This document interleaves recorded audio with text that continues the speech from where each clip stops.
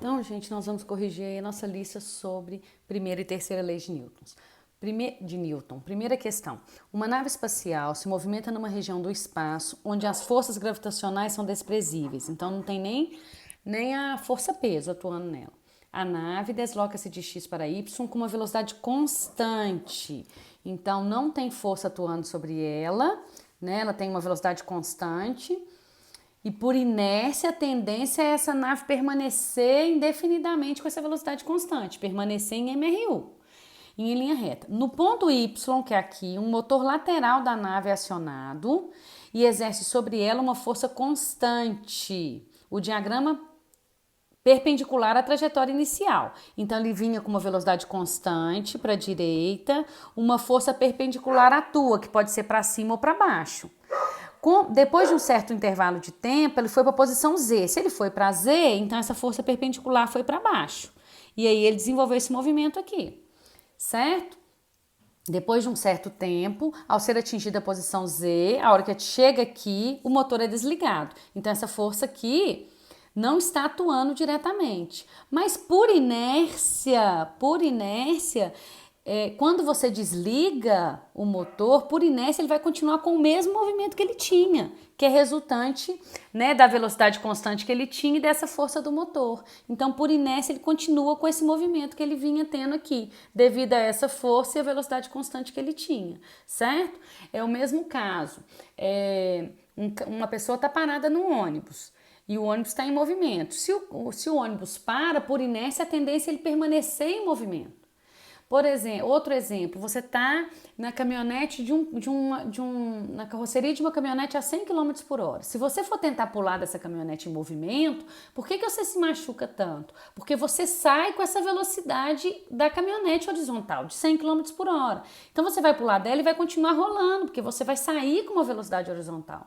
Então, por inércia, um corpo tende a permanecer com aquela velocidade. Então, aqui, mesmo que desligue o motor, a tendência é ele continuar no movimento em que ele vinha tendo, porque não tem nenhuma força externa atuando, não tem a força-peso e nenhuma outra força gravitacional. Então, por inércia, ele continua com esse movimento que ele tinha, resultado desses dois movimentos. Então, o resultado desses dois movimentos, que é da velocidade constante e do motor, ele vai continuar com esse movimento aqui, que é da letra A.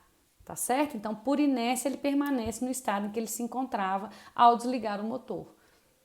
Número 2. A figura abaixo representa uma escuna atracada ao cais. Deixa-se cair uma bola de chumbo do alto do mastro no ponto O. Nesse caso, ela cairá no pé do mastro. Beleza. Ponto Q. Quando a escuna estiver se afastando do cais com velocidade constante, se a bola for abandonada do mesmo ponto A, ela cairá em qual ponto? Gente, se a bola está no barquinho, ambos estão com a mesma velocidade. Então, vai cair de novo no mesmo ponto, porque um está em repouso em relação ao outro. Então, vai cair no ponto Q do mesmo jeito, tá certo? Eles estão no mesmo corpo, então eles têm no mesmo ponto, então eles têm a mesma velocidade horizontal. Considere as seguintes afirmações a respeito de um passageiro de um ônibus que segura um balão através de um barbante. Primeira, quando o ônibus freia, o balão se desloca para trás. Falso, o balão ele freia o balão, a tendência do balão é continuar em movimento, indo para frente. Quando o ônibus acelera para frente, o balão se desloca para trás. Verdade, porque ele está com uma velocidade, se ele acelerar, a tendência dele é ficar com a velocidade que ele tinha, então ele fica para trás. Verdade. Quando o ônibus acelera para frente, o barbante permanece na vertical. Não, ele vai para trás, o que a gente falou aqui. Quando o ônibus freia, o barbante permanece na vertical. Não, ele tende a ir para frente. Falso. Então, somente 2 é verdadeira. Letra D. Próxima questão, número 4. Na prova de lançamento de martelo nas Olimpíadas, o atleta coloca o martelo a girar e o solta quando atinge a maior velocidade que ele consegue imprimir. Para modelar esse fenômeno, suponha que o martelo execute uma trajetória circular em um plano horizontal. A figura abaixo representa esquematicamente essa trajetória, enquanto o atleta acelera, e o ponto A é aquele no qual o martelo é solto. Então, quando eu solto alguma coisa numa trajetória circular, a tendência é sempre sair pela tangente. Então, qual que é a trajetória? A única que ele sai pela tangente. É igual um carro quando não consegue fazer a curva, ele sai pela tangente e sai da curva, tá bom? Número 5, a figura abaixo mostra imagens de um teste de colisão. A foto A revela o momento exato da colisão do carro com o muro. Nesse instante, a velocidade do carro era 56 km por hora. As fotos B, C e D são imagens sequenciais da colisão. O motorista que usa cinto de segurança fica espremido entre seu banco e o volante. A criança, que estava sentada no banco da frente, ao lado do motorista, bate no para-brisa e é arremessada para fora do carro. Com relação ao que foi dito acima e baseando-se nos seus conhecimentos de física, pode-se afirmar: não é necessário que os passageiros sentados na parte traseira do carro usem cinto de segurança? Falso, tem que usar, porque a inércia não perdoa e a pessoa pode ser lançada para fora do carro. Em razão da inércia, os passageiros são lançados para frente, conforme se observa nas fotos B, C e D. Verdade, é em razão da inércia que eles tendem a ir para frente. Número 6.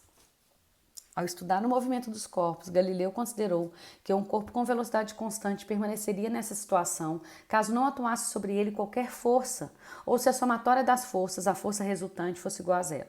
Comparando esse resultado de Galileu com o estudo realizado por Isaac Newton, lei da inércia, pode-se afirmar que, para Newton, um corpo com velocidade constante possui força resultante igual a zero, verdade. Um corpo em repouso com velocidade constante e igual a zero possui força resultante igual a zero, verdade. Galileu considerou a velocidade constante no movimento circular. Constante em intensidade, direção e sentido, isso é falso. Porque no movimento circular, uniforme, você tem módulo de intensidade constante, mas muda constantemente a direção e o sentido do vetor velocidade. Lembram que a gente estudou isso no movimento circular?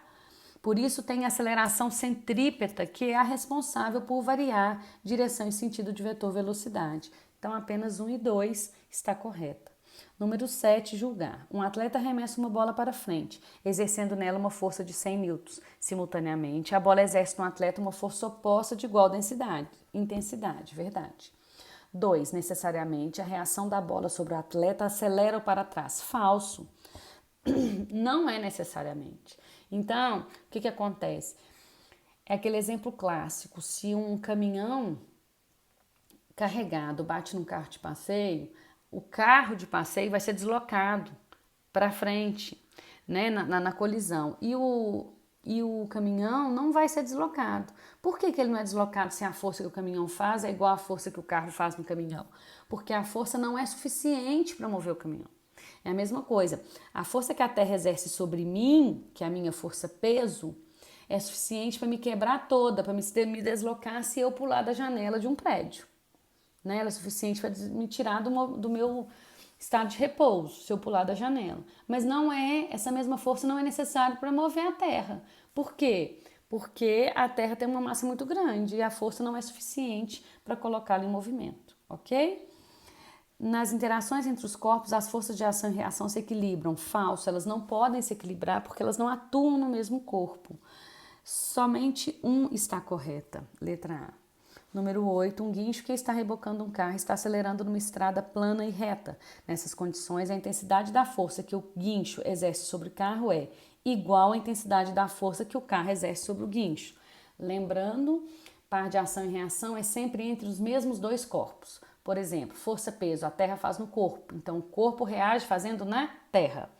O guincho faz no carro, então o carro reage fazendo no guincho. O cavalo faz no chão, o chão faz no cavalo. Sempre entre os mesmos dois corpos. Número 9, um asteroide A é atraído gravitacionalmente por um planeta B. Sabe-se que a massa de P é maior do que a massa de A. Considerando apenas a interação entre A e P, conclui-se que o módulo a força que eles fazem é igual. Porém, quem que vai ter maior aceleração? O que tiver menor massa. Força é igual a m vezes A. Então, se a força é a mesma, quem tem a menor massa tem a maior aceleração. Então, o pequenininho vai ter maior aceleração do que o grande. Considerando apenas a interação entre eles, conclui-se que o módulo da aceleração de P do planeta é menor do que o módulo da aceleração do asteroide. Verdade. O planeta tem menor aceleração do que o asteroide porque ele tem maior massa. Número 10. Nessa figura está representado um balão dirigível que voa para a direita, com altitude constante e com velocidade v também constante. Se a velocidade é constante, o somatório das forças que atuam no dirigível tem que ser zero. Isso é muito importante. Muito importante essa informação. Toda vez que aparecer velocidade constante, gente, a gente tem que lembrar disso daqui, principalmente na hora que vocês estiverem fazendo o Enem, tá certo? Tem que lembrar disso. Sobre o balão atuam as seguintes forças: o peso P, o empuxo, a resistência do ar e a força M, que é devido à propulsão dos motores. Assinale a alternativa que representa o diagrama de forças em que estão bem mais representadas no balão. Então, olha, tem que dar zero. Então, essas aqui se anulam, mas essa aqui não se anula. Então, não é essa. Essas aqui podem se anular, essas também. Então, pode ser a B. Essa aqui pode se anular, essa também. Pode ser a C. Essa com essa não se anulam, então não é essa. Essa com essa não se anula, não é essa. Então, a gente está entre B e C. Então, vamos lá. A força de resistência, o corpo está se movendo para frente. A força de resistência do ar é sempre contrária ao movimento, ela tem que estar para trás. Então, nesse caso, ela está para trás. E nesse caso, uai, elas são iguais. A opção B e C são iguais. Tanto faz. Então, agora que eu vi. Ficou igual, né? Tinha que trocar aqui R por M, ó. Ficou igual, então tanto faz B e C, tá, gente? Então, os vetores tem que ser o empuxo para cima, o peso para baixo, tá ok? A resistência do ar tem que ser contrária ao movimento. Ele se move para a direita, não é isso? Dirigir voa para a direita, então ele está indo para a direita, a resistência do ar tem que estar contrária. A opção B e C ficou igual aí, então tanto faz qual que vocês marcarem, tá? Lembrando que a resistência do ar tem que estar contrária à força de propulsão dos motores. Às vezes também na hora que eu fui diminuir a figura, aqui não era do mesmo tamanho, né? Pode ser isso que aconteceu, tá certo? Mas é só olhar que os vetores têm que se anular. O mais importante dessa questão, o somatório das forças tem que ser zero, porque ele está com velocidade igual a... está com velocidade constante, somatório das forças é zero. Última questão, em tirinhas é muito comum encontrarmos situações que envolvem conceitos de física e que, inclusive, tem sua parte cômica relacionada de alguma forma com a física. Considere a tirinha envolvendo a turma da Mônica mostrada a seguir. Supondo que o sistema se encontre em equilíbrio, equilíbrio também é importante, tá bom? Ele está parado, o somatório das forças é zero. É correto afirmar que, de acordo com a terceira lei de Newton, a força que a Mônica exerce sobre a corda e a força que os meninos exercem sobre a corda formam ação e reação. Não. Porque está entre Mônica, corda, menino e corda. Não pode ser ação e reação. A força que a Mônica exerce sobre o chão e a força que a corda faz na Mônica. Não é ação e reação. A força que a Mônica exerce na corda e a força que a corda faz na Mônica. Aí sim, ó.